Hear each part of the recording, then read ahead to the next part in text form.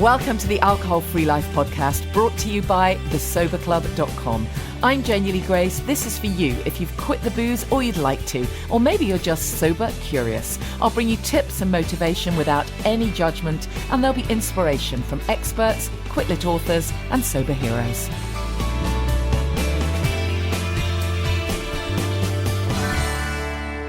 Hi and welcome. I hope you're well and you've had a really good week. It's been incredible weather here in the UK, really hard to believe for September. And I hope whatever you've been doing, you're all good. I've been incredibly busy with the Sober Club, of course, and also my Platinum Awards coming up. I've got such great guests lined up for you today. You're going to love listening to Mark from the brand Lyres. I'm sure many of you now are aware of Lyres because they really are a global brand. And I'll let Mark tell you all about their incredible drinks. And also, so pleased to be able to chat with Mandy Manners and Kate Bailey from Love Sober. The book is called Love Yourself Sober, and it's aimed at kind of mums and parents, and wow, what a topic. I'm so thrilled that this book has come out because I so wish I'd had this book when my kids were young. It's exactly what's needed to just break this pattern, interrupt this ridiculous kind of mummy drinking culture that we have going on. So I'm so pleased I'll be able to bring you their interview. Just wanted to mention a couple of things. One is that our event at Champneys, our retreat is going ahead on the 3rd and 4th of October, and there could be one or two places left. You'd need to check. It's obviously very small because of social distancing, but do check out. There could be a couple of spaces left, so now would be your time. It's self-care and sobriety. And if you go to thesoberclub.com and click on events, you can click through to that. It's probably best to ring them up if you did want to book, rather than try and do it through the website at this point. Do have a look at that. Also, you can check the show notes, of course. Also, I must tell you about the amazing little thing that happened in the week. Such a tiny thing, but since reading Catherine Gray's book, The Unexpected Joy of the Ordinary, I'm looking out for things more than I ever used to. So outside my bedroom window, I have this kind of little mini balcony thing, and it wasn't particularly well designed in that we put some pot plants there to grow some plants, but kind of hadn't realised that we wouldn't be able to get at them easily to tend to them without kind of hanging from the balcony. So the bottom line is that they're not tended to, and they're sort of slightly crappy pots that have got lots of sort of weeds and dried stuff in it, dried sticks. So they're not particularly attractive. However, I woke up the other day, opened the curtains, and I just couldn't believe it. There was this sunflower, like an actual tall sunflower that had grown out of one of these pots. How amazing. I've got absolutely no idea how the seeds even got there, because trust me, that I wouldn't have thought about that one. But there it is, just absolutely standing there, shining at the sun. Amazing. You see, you just have to learn, don't you, to look for the beauty in the even in the crap. It's the only way. And when you've ditched the booze, trust me, you can do more of that. You really can. You really can notice stuff where you didn't necessarily before. Anyways, without further ado, let me introduce you to the gals. I'm so thrilled to be able to chat to Kate and Mandy from Love Sober. And if you're watching the video, this amazing book, it looks so gorgeous. And we're going to be talking all about the new book.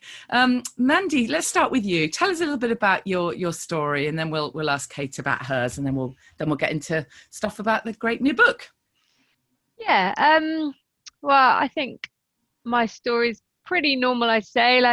I don't know, but I started drinking about 14, kind of average 90s teenager, alcopops, and kind of in the rave scene and really kind of into music and going to festivals. I used to work at Glastonbury, so quite a kind of hedonistic, I suppose, time. I guess we were a bit kind of bored of the status quo, so there was quite a lot of testing the boundaries at that time, wasn't there? And there was kind of that, sort of icons of rebellion and ladette movement, and I was very much kind of felt like that, and no sort of warning signs. I mean, I guess maybe kind of anxiety and mental health was kind of always there in the background, but I never kind of, understood that, there was something there, until motherhood, really. And after I moved to France when I was 20, not very good with that times and dates, when I was 25, and I was pregnant with my daughter. So I think that was, I was always very much like, right, something's not working, like let's run away, basically. So I grew up in a small town, wanted something different, so I ran away and went to uni in Brighton, and then we were partying too hard, and everything was, so I was like, right, let's move to France, because my partner at the time was French. And then I was like, right, I want to stop partying, let's have a baby, that kind of thing, solutions based. And yeah, so I had my daughter when I was 26, and then 19 months later had my son, living in France. And I guess that's when my drinking kind of shifted. I was quite lonely. I went back to work and was kind of achieving quite successfully in my job very quickly. So I was working as a professor in a university, and so I had this kind of career all of a sudden, and that kind of attached me back to being me. But then, like, I was a mum and just was getting extremely stressed, didn't have any support, didn't know how to ask for help, felt quite sort of stubborn, I suppose, in that, or just that I had this idea that to be a good feminist I had to do everything, and so yeah, I kind of ended up in burnout, with quite sort of severe depression, and at that time I sort of went to see my doctor, and I started doing CBT therapy, and that's when I kind of started realizing that drinking was part of the problem. I had quite a lot of trauma when I was younger, sort of, when I was kind of 18, 19, and hadn't really ever addressed that. And that was kind of coming up, especially as a mum to a little girl. I was kind of really struggling with hypervigilance and trying to manage that sort of state. So I wasn't sleeping a lot either. And so I was drinking, I guess, kind of got what we call classic grey area, like binging, and I would sort of be putting a lot of rules around it, trying to manage it, trying to keep it in my life, especially in my head. Being in France, I wanted to be the chic kind of woman that drank every now and again, but it was really kind of making me unhappy, and I was getting more and more dangerous. I was kind of blacking out more, having more accidents, falling over, not remembering, lots of shame. Yeah. So, and that was back in 2013. That was the first time I reached out for help, and I joined Soberistas, started blogging on there. By kind of midway through 2014, I stopped for a year. Got a lot better. Mental health was a lot better. I was feeling great. So that classic thing was like, oh, well, moderate. So I went back to drinking just after about a year. I think I had in my head, like, if I can do a year, I don't have a problem. I think there was I only sort of realized that recently. There was a real subconscious thing of like, yeah, if I can prove that I don't have a problem. Yeah. Then I went back and forth for about 2.5 years, which was hell. Just that kind of like, it doesn't look that bad, but it's not making me happy. Until finally I quit in August 2017. Yeah. Got my dates. Yeah, so that's me, I suppose, in a nutshell. Yeah. Great. Okay. Well, we'll talk about some of the ins and outs of that in a while. Kate, what about you? Hiya, hi Janey.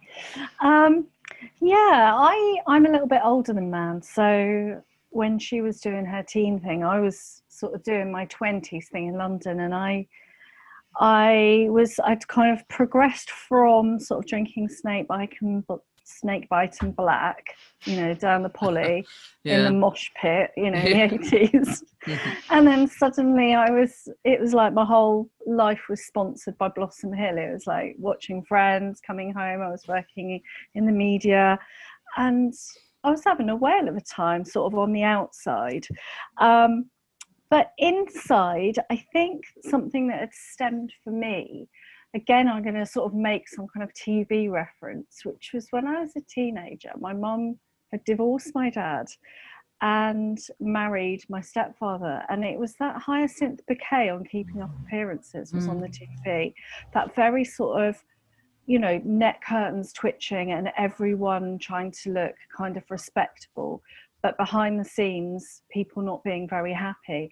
And I think, again, that kind of summed up my trajectory through my life. It's like it all looked fine, like a duck on water, and underneath I felt like I was just really paddling for my life, in terms of feeling quite anxious, quite disconnected, recovering from hangovers, trying to prove that I was good enough at work, you know, like that sort of, I don't know, you know, I wouldn't want to go back to my 20s. I really wouldn't, you know, or I'd like to go back if I had my head on now, and then you'd really boss it. But, you know, that's not how it is it? So again, I think I was doing that sort of acceptable, you know, binge drinking, and it all kind of looking okay. And that carried on into my 30s, really. But there was a bit of, I don't know, I hear this on sober forums sometimes where, and especially as coaches now, we work with values, where I kind of had one set of values of that I was really into health, really into fitness, quite into kind of spirituality, you know, like went to yoga, and really sort of aspired to be that kind of clean living, kind of lovely goddess type person. And then I just kind of go and get wankered, excuse my French, and then just be nicking everybody's facts a minute later. And there's just like this disconnect between these, like Jekyll and Hyde, you know, and that caused me a great deal of confusion. And I think it was this disconnect in me that gradually, as I got older, and hopefully a bit wiser, it was like the cracks really started to show. The hangovers got worse, the disconnect got worse, and then add into the mix sort of then becoming a mum. And I think, like Mandy said, you know, like you have, I feel like I've got a real every woman's story, in that thankfully I didn't have a rock bottom. I still had a roof over my head. I was happily married to my husband, you know, again, keeping up appearances, it all looked okay. But then underneath, I went through that identity crisis of being a mum. I just hadn't got a clue who I was. I also just thought, oh, well, I've done most of my pregnancy sober, so hooray, I haven't got a problem. And now I'm going to enter motherhood, and I'm just going to be this really good mum, and it's all fixed. Yeah. And then it was like, oh, okay, that's really not happened. And then that was even worse, because you got the sleepless nights. Well, I remember when I had my son, I lived in a flat in Brighton. We're down on Hove seafront, and we had a pub sort of kind of a stone's throw away. And I remember vividly having the baby, and my husband was working late nights in London. And I suddenly realised I just couldn't leave the flat, and I could hear people in the pub garden. And I just couldn't get out. And I was I just think there was one of those moments where I was like, oh my God. And I remember drinking a beer and smoking out of the fire escape window kind of thing. And then the baby was in another room, and I was just like, okay, this isn't feeling good. This isn't fun. This isn't me having a good time. This is just all conflicting. Fast. And so I did seek help. In the end, I went to my doctor, and she was great. But what I found is I often, because I was like that, again, that sort of grey area binge drinker, sort of just about like putting a lot of rules around my units, but kind of only a bit into that hazardous, harmful thing, you know, you know, couple of bottles of wine a week. It was like I went for permission to stop. But because the medical profession are just not like, you know, they're not informed, a lot of them. I was given permission to continue time and time again. Every time I went knocking on doors saying, this is not feeling good for me, this is affecting my mental health, they'd go, oh, well, you know, here's a wheel, and then if you have a gin, that's like 1 unit. And I think I've got this etched on my brain, like literally this is like all I do is count bloody units. But I couldn't sort of say that or articulate it at the time. So it was really sort of motherhood as well, like Nan said, that just it started to take a darker turn. And as I became more isolated, I was leaning on it more and more for that kind of loneliness, stress relief, a bit of my time, a bit of that, okay, I'm back to me, the children have gone to bed and now I'm back to me, all of that stuff. And then I'd look outside and I'd say, can I stop? And then the doctor, our counsellor would say, oh, it's fine, don't worry about it. And I'd look outside and I'd see a mug with mummy juice on it, and I'd get the mirrored back, don't worry about it. So again, my insides and the outsides didn't match in any way, and it was very confusing. And I think in the end, I used to do that, like wake up at 3 and Google, am I an alcoholic kind of thing. And then I found in 2013, I did it, and I found Soberista's website. And instead of looking terrifying, it had a flower on it, and it was like, love your life in control. And I was like, oh, okay. So I blogged for the first time. I'd never blogged, never went, Insta wasn't a thing, didn't go on Facebook. And I thought, okay, well, give it a go, press send. I don't know if anything works.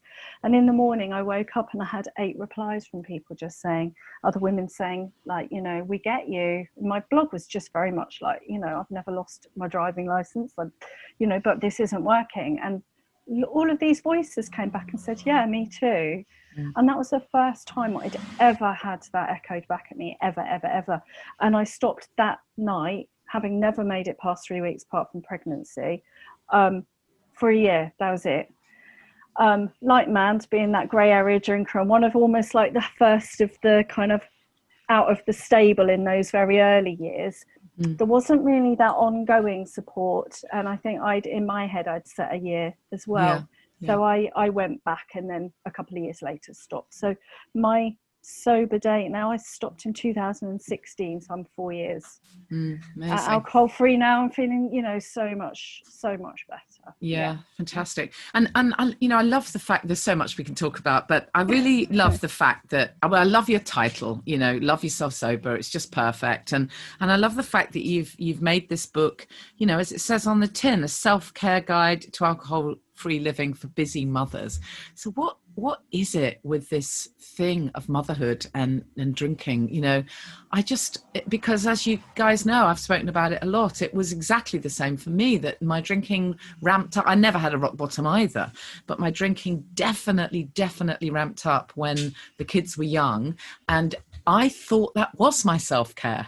We didn't use words like self-care when my kids were young, but I thought that was me treating myself. The treat was to go and, go and drink, to get away from the kids for a bit, to have someone look after the kids and to have that well-earned treat.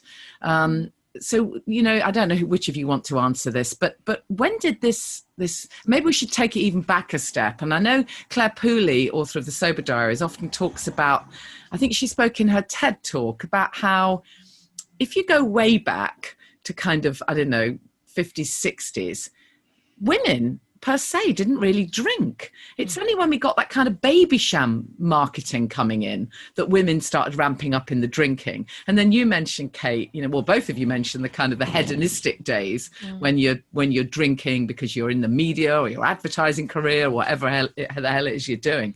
But I have no idea what this question is, by the way. I'm just rambling. But you'll be able to do something with it. So it's a kind of 2-part thing. It's what the hell is going on with women starting drinking, and specifically what is this thing with motherhood? Yeah, I think there's definitely a kind of, a question about, for women and a feminist question, which I think Kate can probably talk about in a moment. But in terms of the kind of where it's come from, you're absolutely right. There was, if you look into the history of kind of alcohol marketing, or there was a gap in the market, essentially, that women weren't drinking. I guess you can argue that there was the kind of, Valium, or there was other things going on for women of how they were kind of numbing out. And it is part of that thing of trying to cope with not having the support that's needed. And kind of what happened very much, I think, in the kind of, the 80s, 90s kind of generation of women, it was like all of a sudden, we'd fought for our rights to work, we'd fought for our rights to vote, we were suddenly allowed, you know, a place at the table with men to have a career. And that part of that was, you know, you had to drink like a man. You know, it's like, right, if we're, you know, even ladette culture, I mean, it's like you had to be like a man to be able to be accepted within that realm. And a lot of it was, you know, kind of heavily boozy and extremely dangerous for women in those areas, you know. And that's kind of linked to the Me Too kind of huge sort of explosion of women talking about experiences they had in their careers, and that kind of link of what was going on there, because it was extremely boozy, it was extremely trying to get your voice heard and trying to sort of get a place at the table. But then obviously, you know, something else happened, and then social media did start, and so there was that kind of backlash, just like, right, we're out in the world, and then it was like, you know, we're going to do it all, and it was like, we don't have the support, this is really hard. But we can't now say we don't want to work, because we do want to work, but we don't have the support. So then it was like, right, let's be honest about it. So there was this kind of honest parenting of people on social media going, I'm really struggling. And it was such a relief, because it was like, oh, thank goodness, you know. And there was a real camaraderie around mums at that time. And part of that was like having a glass of wine at the end of the day, and it was kind of celebratory of just like, we made it, woo, you know. And I really felt like that, and I was so lonely. And you know, the breakdown of kind of family units and not living next to your parents, and because of kind of economic reasons, a lot of people move out from like their like communities in the city to the suburbs, and both Kate and I did that. You know, Kate was in Brighton, I was in England, I moved to France, she moved out, you know, to the suburbs, and then all of a sudden you're on your own, and so you're linking with people through social media. And then there was this kind of really dark turn of all of a sudden, you know, social media marketing, which is kind of shared by peer-to-peer, doesn't have the same kind of you know, legislation around it. All of a sudden you were getting influencers drinking gin, or, you know, people drinking wine, and there was mummy's wine juice, and then all this kind of you know, getting wine glasses with kind of the limit of normal, you know, a good night now mummy's drink, you know, like that huge marketing glass around it. Horrible. yeah. And not only sort of talking about, you know, having a glass of wine celebratorily with your friends, it was drink this to numb out and self-medicate the stress of being a parent. And that's why we felt so passionate to write a book for mums, because it's like, this is not this, we get it, like, we get you're super stressed out, but what we should be fighting for is rights, you know, like we should be fighting for us to get support, and we should be looking at, we absolutely can, but let's have flexible hours for work, and you know, support mums, not go shut them down and keep them quiet and just, you know, drink, because it's an addictive drug essentially, you know. So it's so true. I mean, sorry, just one more thing while I think about it. And also, you know, in terms of mental health, you know, mums are super vulnerable, you know, like postnatal depression, the levels of kind of stress that mums have, you know, the change, as we've talked about, that transition, you know, all of that is kind of the perfect storm for developing a problematic relationship with alcohol. And rather than getting help and being supported and saying like, what do you need, mums, you know, we're being sold something to kind of keep the problem in the kitchen, you know, as it was with Valiums for mums in the 60s. So yeah, there's definitely something going on with mums, which is why we feel so passionate about it, really. I mean, I definitely want to talk more about the mental health aspect, but Kate, did you want to add anything? I know there's a, you know, section in the book called Is Alcohol a Feminist Issue? Yeah, I mean, I think Mandy's covered most of it, really. But I think that there's the other side of it that I would add in terms of the whole, you know, the kind of evolution of going, hang on a minute, I smell a rat, you know, and kind of going, but then what do I need? And that's a real key, because it's like, okay, well, we can smell a rat and we can go, actually, that's not working. And then we've got to also be really careful that we're not judgy about it, because you don't want mums kind of going, but that was just my one thing and now you're going to take that away. So it's like, okay, we need a, you know, and I know that you work with this, Janey, as well, but you know, you need a toolkit, you need self-care strategies, you need you know, at the end of the day, like you say, you might have an ongoing battle. Like you might find you wake up and you feel fine. I'm not going to drink tonight, no problem. And then you have to skip lunch hour because you've got to leave at 5 o'clock. Because if you don't, you're not going to make it. And your colleagues are tutting and rolling their eyes because you're first out of the door at 5. God forbid you should actually leave on time. Then you get caught in traffic. So then the nursery are rolling their eyes, and you get home and you're so frazzled.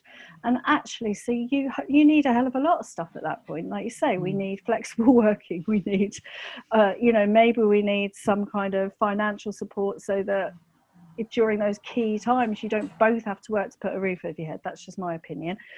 But also at that point you need your own toolkit, don't you? And you, at that point, what you're looking to do is autonomic nervous system regulation. You're actually looking to, you need to de-stress, and again that takes a little bit of time, and it takes some education and some support. So I guess it's about that, really kind of making that point really clear that it's not about judging and it's not about being perfect. It's kind of going, actually, what do I really need, you know, because I don't want to just put a band-aid over it in the form of a glass of wine, which is then going to turn into 2 and is then going to make me feel horrendous the next day, you know, and lower my mental health. So it's really calling a spade, really. So that's what I'd add. Really. Definitely. I mean, I think, you know, as I say, there's so much we could talk about here. And I know both you guys have done a huge amount of work, you know, with mums around the whole area of sort of mental health and anxiety, and being really honest and open about it. I've heard, you know, you speak very openly about your own experiences. Again, I'm probably just going to ramble here because I don't even know what the question is. But one thing I can't get my head around really is why there hasn't been more of a link made between alcohol and drinking too much. And I'm constantly told by you know, members of my women in my sober club who will say to me, you know, I've well, exactly as you said, Kate, you know, they rock up to a GP and they're given permission to continue. I certainly was when, you know, years ago, I remember asking a GP, you know, am I drinking too much? It was a very tentative cry for help. And am I drinking too much? And then she said, no, sounds completely normal. Have an alcohol-free day. Yeah. You know, hate that. But anyway, people, you know, kind of women have told me that they rock up to a GP talking about very specific issues with anxiety. Some are perimenopausal, some are menopausal, and they go in and they talk about the anxiety, they talk about the depression. And in every case of the women who've spoken to me, they're given, sometimes they're given antidepressants, very often they're given antidepressants, sometimes they're given HRT. None of them have ever been asked about their drinking. So I've no idea what the question is or who wants to take it, but what is going on there?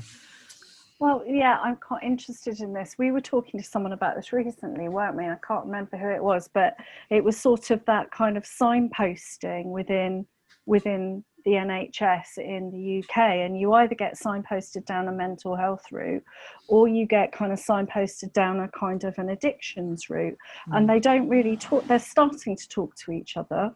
And we just recently did a thing with ICAD, didn't we? Like a presentation to medical professionals to try to raise awareness within that. So Mandy found a brilliant report as well. Is it the 2017 report by a mental health charity? 2006, yeah. Was it 2006? But it just hadn't made the press. Yeah, I mean, it hadn't. Yeah, I mean, there's a few things going on there. I mean, it's quite. We live in an alcocentric kind of culture, so you know, it's not it's kind of educating at every level, you know. And so if you're talking to someone that drinks themselves, it's not going to be on their radar that's the issue. There still is. I mean, we've been doing a bit of radio because of the book, you know, and both of us had that kind of question of like, you know, why don't you just have one? Isn't it really boring? Gotcha. You know, I mean, teetotalers are the most hated people in Britain. It's just like, whoa, okay. And I mean, yeah, the report was the Mental Health Foundation. I think it was 2006, and I burst into tears when I read it, because it was just like, this is it, like I can't believe it, you know. And it was talking about how kind of government funding should be going into, you know, why we're self-medicating with alcohol, and that it's the number one stress reliever that people self-medicate with in the UK, and not put all the money into antisocial behaviour orders and, you know, sort of criminalisation. That's, you know, that's not the issue here. The issue here is mental health. It's maybe it's not fashionable, you know, maybe it's not politically helpful for the government to kind of put their money, that I know obviously they have big relationships with you know, alcohol funding, you know, so there's a lot of that sort of stuff going on. I mean, it is changing, and I do think, but it's also that thing. This was another thing that when we were researching for the book, you know, the first study that was done on women and alcohol was in 1990, you know, the official study, because before we were sort of seen as unstable subjects for testing, because we have periods and we have hormones, and so, you know, all the kind of studies were done on men. It was just like, well, we'll just sort of blanket say, right, it's the same.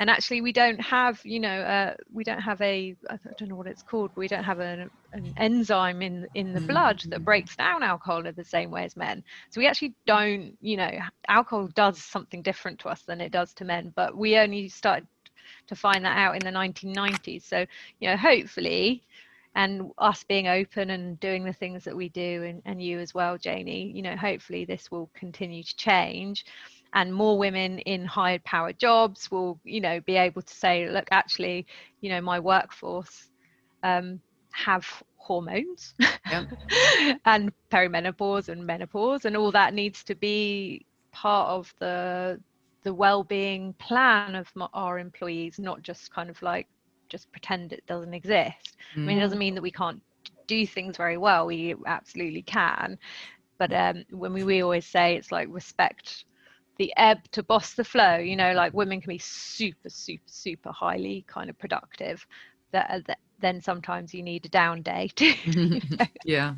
It does sound it. I mean, you know, I think as well, you know, and I know that you agree with this, Janey, but there's this kind of also, whilst it, you know, we tackle the kind of normative drinking culture in terms of calling BS on it, whilst also tackling the stereotypes and stigmas around sobriety, and actually saying, you know, it's much better. You know, it was the perfect ruse, wasn't it? It's the perfect ruse to just say it only is a problem of a few people, and the rest is just normal behaviour. Absolutely.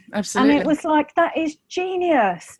And I think that it's starting, you know, it is starting to change. And it was, I mean, this year it was said sobriety was one of the biggest health trends, wasn't it? And, you know, and it's not to make it, I always see it as like a 360, because I know is sort of divisions within the sober community of people going, yeah, but it's got, you know, it's heavyweight, it's real, and it destroys life. Yes, it does. So, but we've got to also catch people earlier on the alcohol use disorder and make it palatable, positive, attainable. You know, it's changing the whole of the conversation, is it? And I think that's where, from our experiences, it was like, okay, well, we were on that. Thankfully, we hadn't got the whole host of a lot of social problems, and we hadn't got, I know for myself, I wasn't physically dependent. I don't think you were, Mans, although I know you sometimes. No, it's so true. You don't have to be at rock bottom, do you, to benefit from ditching the booze? Absolutely. Yeah. So it's kind of, and like I said, you know, one of the reasons, you know, I set up Love Sober as a blog, like I sort of came out of behind the sort of, you know, the curtain of Soberistas and went, okay, I'm going to dare to go a bit public with this. And that allowed Mandy to find me. And the reason it was called Love Sober is it's because I know I felt very passionately about it. And then when Mandy and I started talking, we both felt very passionate about the fact that we love frickin' sober. We love it. Exactly. Let's shout about it. Let's come out of the shadows and you know, the podcast was Mandy's idea, and we, you know, we started chatting about it, and we got very excited about all the kind of positive psychology, the science of happiness, all of the kind of neuroscientific and evolutionary theories, because we were having a bit of a nerd out about all of the stuff that you can do to make yourself feel brilliant. Yeah. And so that is part of it as well. It's like, well, what happens next? What happens after you get sober? You want to stay sober, and then you want to love sober. Exactly. And we really feel. I think that's what I love about this is, you know, you're absolutely right. You know, the loving sober, because once you're there, it is amazing. You know, as my TED talk said, you know, sobriety rocks. But also your clever spin for your title on loving yourself sober, because this actually tracks back to the fact that most of us start this thing because our self-esteem is so goddamn low, you know. So there is so much need for the self-care, you know, that we're talking about. So you know, the book is brilliant from that respect. I must just ask you one other question, because I know it's going to come up for well, I could ask you, we could be here for hours, but I know people will pick up on the fact that both of you said that you were sober for a year, and then, you know, then that voice comes in, doesn't it, saying, oh, you got this now, you're good, you know, you can have one. What's your thinking around that now that you know all you know, and what do you sort of advise people in the book? I know you've got a chapter about staying sober, you know, going deeper, staying sober. What's your top tip for anyone who is you know, maybe even coming up to that year and thinking, oh, maybe I'm good?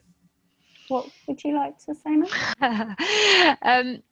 Yeah, I think, I mean, you pointed out the key thing, which I think was part of the puzzle for us, which was certainly for me, it was self-care and self-esteem, and the fact that I was, you know, I was using muscle power essentially, you know, and I think there's a part, you know, you've got your kind of, in coaching terms, your move away from goals. So it's like, it's all really bad, and it's really kind of, so I need to stop this behavior, you know, and that takes you so far. But I hadn't really realized that I needed those kind of move towards goals too. So I needed to like throw it a bit further and all of us, and then go, right, but what do I really want out of life? And how does sobriety, you know, attach to that? So I kind of got so far, and then I got lost, and I was like, but I don't have any friends, and I don't know how to live, and what if my husband and I don't survive? And it all just got really hard. And at that point I moved as well, and so meeting new people was just like, I can't be sober. Like, I didn't have the identity. So I think for me, it certainly was that I needed friends and community, which I didn't have at that point. And so, yeah, I think have a look at what else do you need kind of in the long term? It's sustainability, isn't it? So it's like, what do you need to make it sustainable? Is it that you need a community and friends and people that you can rely on, or is it that you need to do some forgiveness and actually maybe do some therapy, or, you know, really kind of sort of close the box on the pain and find some strategies for that? And for Kate, I think it was something slightly different. For me, it was definitely that. I think, again, at that time, it was like I'd set that milestone of a year, and I didn't really have a plan afterwards. And there weren't that many peers around that at that time. So I do think there was that need for peer support and community. Like Mandy said, the sort of coaching element, because we both trained as coaches, and I think it's that what next question. And it's like, okay, we need to set, like you said, a goal. And for me, it was like very much I needed the toolkit. I needed all of that stuff of like, I needed to work with my values, like what's important to me. And I needed to tether sobriety to that and clear up a few kind of old things I had hanging around about it. I needed self-care toolkit and to manage my nervous system. Boundaries I've written down. I needed to discover boundaries, and I needed to find joy. And I'm going to do, if it's all right, I need to do a little bit of a plug here, because it is valuable here, because you said, what's your tip? And what we've been working really, really hard at the last few months is beta launching a 3-month group coaching program, which is called Loving Sober. And it's much more like not about getting sober, but it's all of that self-development that people end up seeming to stumble upon. So it's like that next bit. So, and we're going to start that in November. Great. So sorry, I've hobby horsed another little plug on that. That's perfectly okay. Just before we finish up, and I know there'll be people listening, young kids, and are going through all of these things that we've all kind of discussed, but it will feel hard for them. It will feel really hard. So let's just quick fire. Can we maybe just each of you just quick fire some amazing benefits of being a sober mum, particularly? Let's just sort of love bomb some people listening. Let's love bomb them with some benefits of being a sober mum. Okay. Doesn't matter if you talk over each other, just go for it. Okay, so patience. I'm so much more patient with my kids. Fun. I was controlling my drinking, so I was controlling everything else around me, and when I stopped drinking, all of a sudden I was much more fun.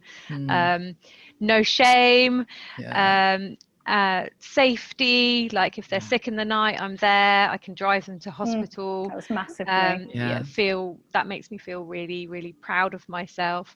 Emotional, like well-being. I know so much about how to manage my own emotions, so I can teach them that. They're proud of me. They have a choice. Like my husband drinks, I don't drink. They're going to grow up going, well, mummy doesn't, papa does. I'll think about it and see how it feels, and that feels really great.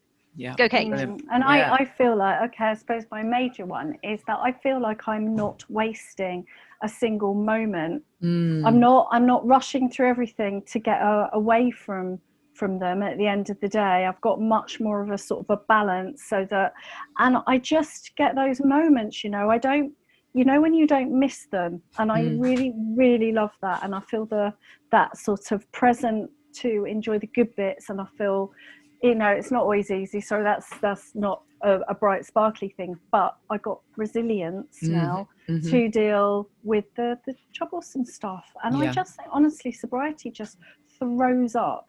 I think it's like those, I'll use another metaphor, like those prospectors in the States, when they went panning for gold, and you kind of sift through, and more and more and more, and you might go through a bit of a dirty patch where you're like, this feels like a bit muddy, and then you'll get more gold come up, and honestly, it's just the best. It's the best thing. Amazing. And it keeps getting better. Great. So thank you so much, guys. And the book is really great. And you've got so many, it's very realistic and honest, and everything's covered in here. So, well done on just a fantastic book, and really giving people very specific. I like the way it's laid out. It's beautifully laid out. So it's easy, isn't it? It's very easy. You can dip in, you can dip in. Oh, actually, I'm just feeling a bit crap today, and I'm just going to dip in and read that bit, and that's really fantastic. So well done on a great book, and just remind us where we can find more about your work. Well, everything is on our website, so www.lovesober.com, and the book is available from all places where you can buy books. Brilliant. All right, well, we'll have you back some other time, definitely. Thanks so much, Janey. Thank you, guys. Janey. You're listening to the Alcohol Free Life podcast with Janey Lee Grace, and as promised, let's check out Lyres with Mark. Mark, how you doing? I'm well, Janey. Thank you so much for having me. Oh, it's so lovely to chat to you. I mean, what a brand. Where do we start with your incredible Lyres brand? I mean, literally, you've just kind of taken this market and rocked it and knocked it for six. It's just amazing. Where do we start then? Tell us a bit about your background and how all of this came about, and particularly why it was your passion. Sure. So, look, my background, I'm from beverage marketing. I started my career with Coca-Cola in what seems like several lifetimes ago now. Then moved to the agency side of the industry. And after doing a few years of that, founded my own agency with a co-founder. That's called Kinetic in Sydney, Australia. And over the last 10 years, we built a number of businesses all in that sort of marketing services vertical, looking after major consumer goods businesses from around the world. And then after 6 or 7 years of working on other people's stuff, we said, we should probably give our own product a try. And one of the things that we'd been observing was this incredible health and lifestyle macro trend that seems to ignore borders and ignore age groups and is pushing changes in human consumption of food and beverage around the world that we see, and changes in behavior. So we put our attention on that sort of trend and said, what could we deliver in this space that might have some appeal to, people around the world?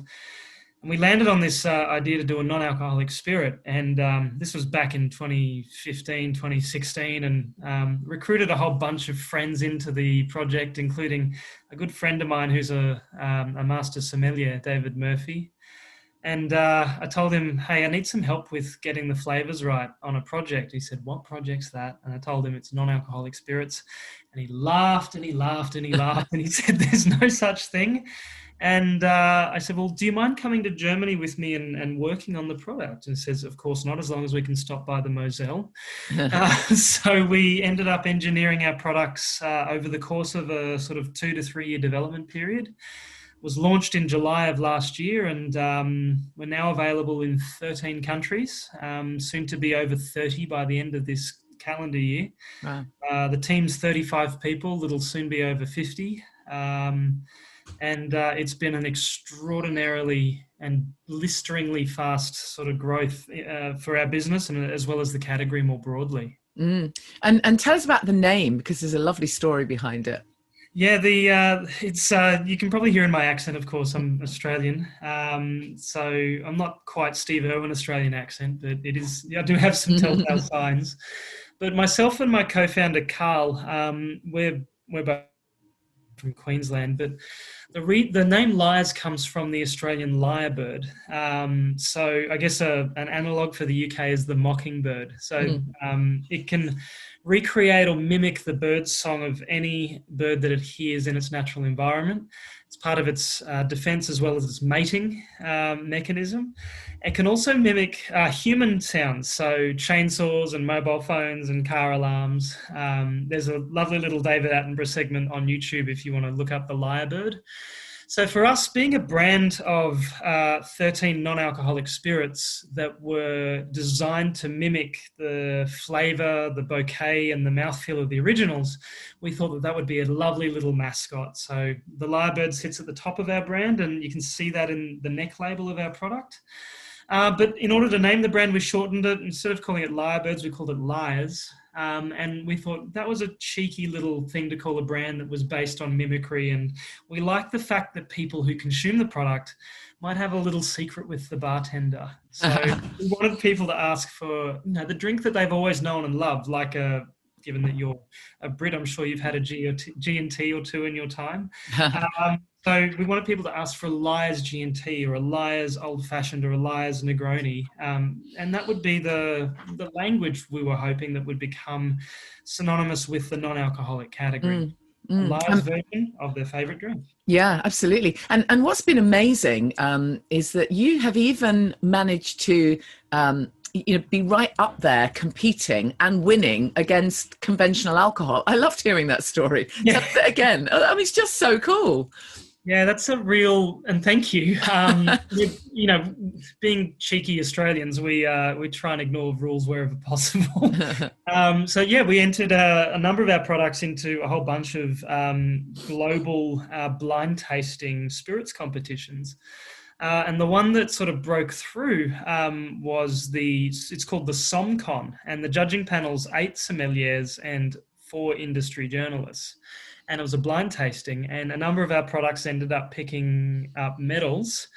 And our vermouth, which is our aperitif rosso, actually won a double gold versus alcoholic counterparts. So for me and for the broader team, that's incredible validation with regards to our product development, that we've got it exactly right. So we're honoured and delighted by those. And we've added that to what is now a stable of more than, I think it's 59 medals received in global spirits competitions, including the London International earlier in the year. Amazing. Tell us about all the different flavours then, because that's another thing that's unique about you guys. You didn't just bring out the gin, as it were. Yeah. You've got a whole bunch of amazing, because I think this can be one of the hardest things, actually, because because when I a while ago I had a kind of a little party, and quite a long while ago now, obviously, back in February, and invited a friend who always drinks alcohol, but his drink is kind of whiskey. And so, the kind of the alcohol-free gins and stuff just wouldn't cut it for him, really. So I love the fact that you've broadened it. Tell us about some of the different flavors that you have then. Sure. I guess I'll take a step back and go, why do we have so many of course. flavors? That's probably the more interesting question. For us, we wanted to provide a system that we could replace the back of the bar, and for people who make drinks at home, or for mixologists that professionally make drinks in a beautiful bar environment, we wanted to give them the option to do exactly what they've always done, but in order to remove alcohol from their beverage, simply reach for a different bottle. So that was our sort of gold standard for the development of the liquid. And the 13 that we've landed on, they actually recreate 42 of the world's top 50 cocktails and 9 out of the 10 most popular mixed at home drinks. So for us, being that, sorry, there's a boxer over there. Unfortunately, the boxer doesn't have a mute. So with those developed, it was to provide the maximum amount of utility to people in order for them to eliminate alcohol from their consumption experience at the time, regardless of what their favorite drink happened to be. So that's why we did so many. And the ones that we do have, all of the stalwarts are there. There's gin, of course. We do have a bourbon. We have 3 rums, white, spiced, and dark cane. They're very important for the entire body of tiki-style cocktail making, of course, made famous by Trader Joe. At Trader Joe's. And then, of course, we have 2 vermouths. We have a dry and a rosso, which I've had mixologists on our team tell us they're the salt and pepper of cocktails, and you'll find them in almost everything. And then we have our liqueurs. We have a coffee liqueur, which is similar to a Tia Maria or a Kahlua. We have an amaretto, or we call it amaretti, and that's, of course, the famous Italian almond liqueur.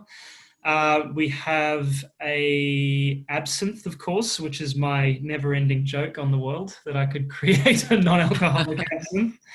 And we have a triple sec, or we call it an orange sec as well, which is one of those things that's found in enormous amounts of cocktails that there needed to be a non-alcoholic version of to recreate some very famous and very high-volume ones, like the Cosmopolitan or a Mai Tai, for example. Amazing. Fantastic. So what would you recommend then if someone's sort of brand new to all of this, and they're just thinking, oh my goodness, well, where shall I start? Which one shall I pick first? And what drink shall I make?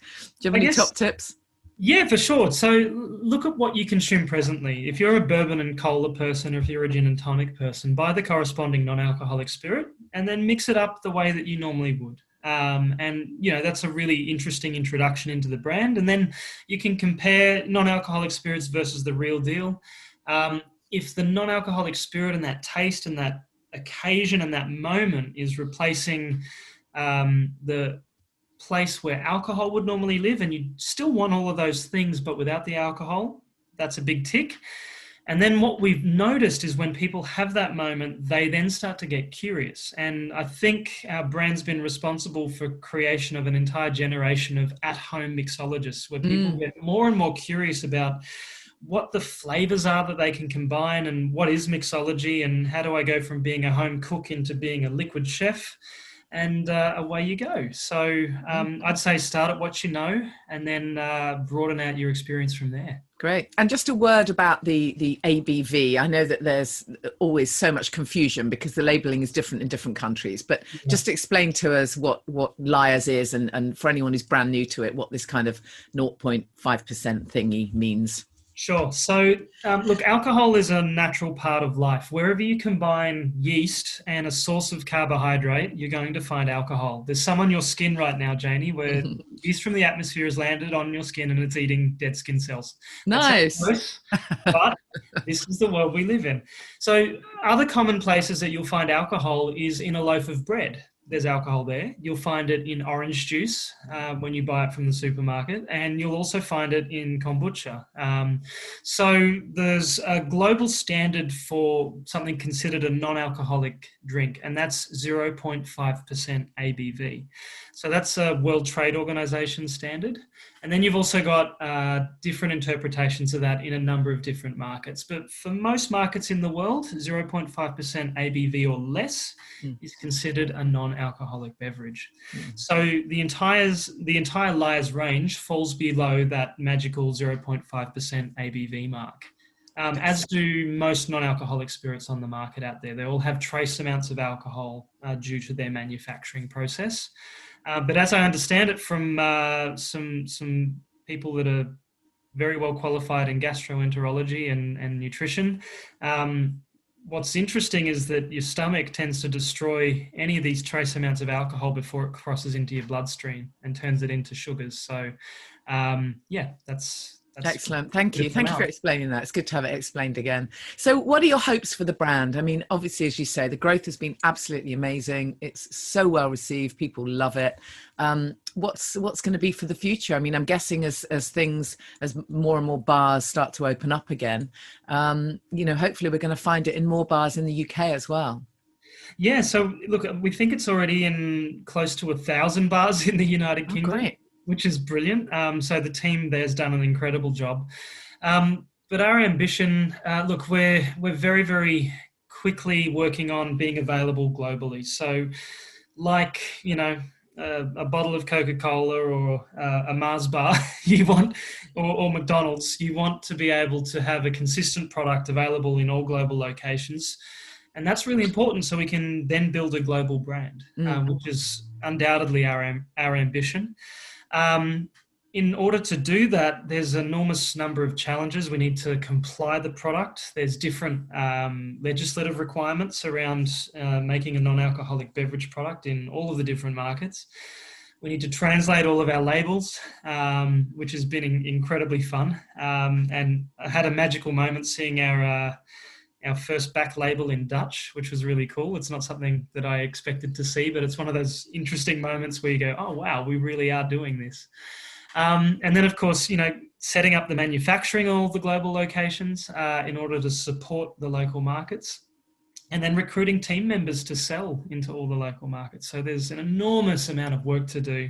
And I'm very blessed that I've got a team that's made the work incredibly fun, and they're executing really, really well. But once we have that global distribution footprint, then it's all about increasing volume. And for that, the consumers are doing that job for us. People out there who are going, it's a Tuesday night, I don't want alcohol in my diet because I'm getting up early for a Wednesday morning gym session, or I have to be sharp for a meeting tomorrow, or I'm just not drinking during the week anymore. People still want their moments of connection with other humans in beautiful environments like a bar. But now they're saying, I still want all of that, but without alcohol. So if we can have, I guess, ubiquitous availability and people can have their drink their way, with or without alcohol, I think we've achieved our objective. Yeah, totally. Thank you so much, Mark. It's fantastic to chat to you. Do you want to just give us the website for anyone to find out more info? For sure. So if you're in the UK, you can find us at lyres.co.uk. And if you're listening globally, if you go to lyres.co, it will redirect you to your country that you're in presently. Fantastic. Thank you. No worries. Thank you, Janey. Exciting, isn't it? It's so exciting, just this incredible rise in the choice and the quality of alcohol-free drinks. It's really something special. I've got a very exciting little mini course coming up as well that I've put together with a mixologist. Just really showing you the basics of how to make some fantastic alcohol-free drinks. So looking forward to bringing that to you when we've got it together. Don't forget then the Champneys event, Self-Care and Sobriety, 3rd and 4th of October. If you're listening to this on Friday, I'm going to be at the Wonderment retreat on Sunday. I'm going to be speaking there on health and well-being and sobriety, of course, and it would be lovely to see you there. Come and say hi if you can make it to that. Chris was our guest on the podcast last week.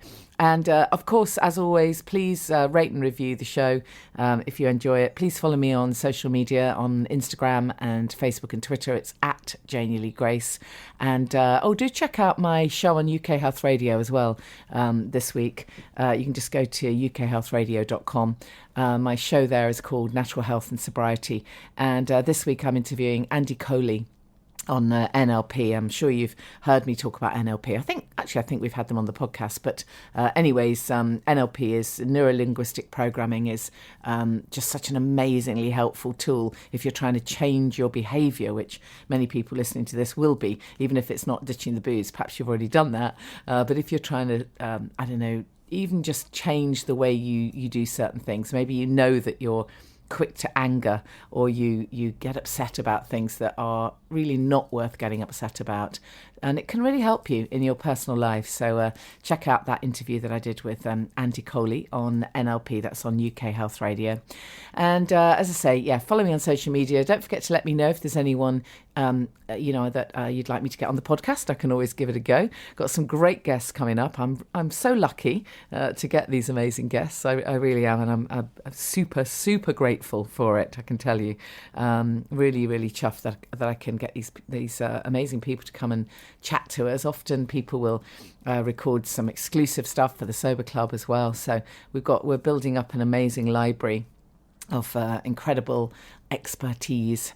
So I look forward to seeing you same time next week. Don't forget, if you need to reach out for help, reach out. If you've just ditched the booze, by the way, really important to tell someone. I'm very happy for you to tell me. Just reach out and tell me. You don't have to tell all of your family and friends if that doesn't feel right, but do tell someone.